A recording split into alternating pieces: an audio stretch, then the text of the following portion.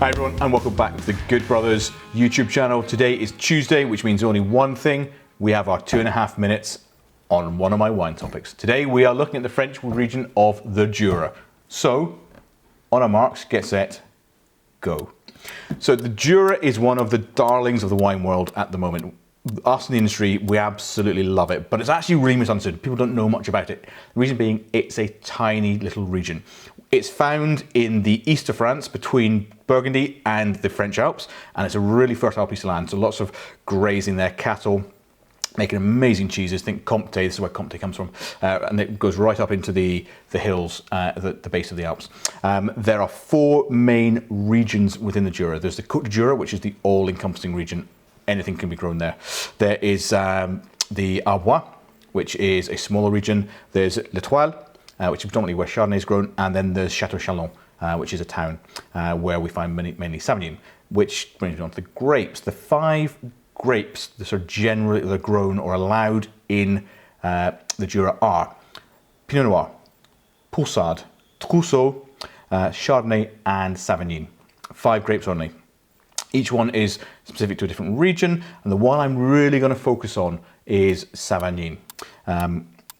The rest are interesting. Trousseau probably the most interesting of the reds. Chardonnay makes really elegant Chardonnay, similar to Burgundy. It's so close, it's only 100 miles away. So Savagnin is queen in the Chateau-Chalon AOC. And why? Very importantly, it's the only thing that can be grown there. And it's very different from a lot of the other wines that we are used to. The reason being is it's a vin jaune. This is made in different style to most wines. So we pick the grapes later. They're picked in late October, early November. We then we ferment them naturally, so they use natural yeasts.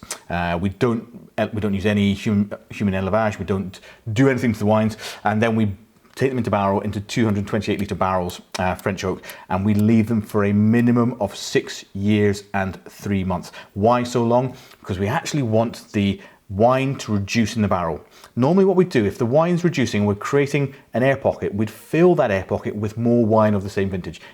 That stops oxidation, stops change of the wine. However, we don't want that. We want the oxidation here, because what happens is there's a floor develops on top of that, so yeast cells on top, very similar to sherry, and it adds more texture and flavour into the wine. 6 years and 3 months of oxidation. We're just going to carry on.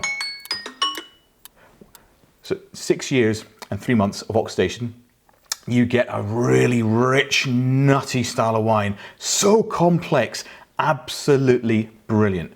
It is highly expensive. I mean, anyone who leaves wines for almost 6.5 years, it's going to cost a lot of money. But they are fantastically rewarding.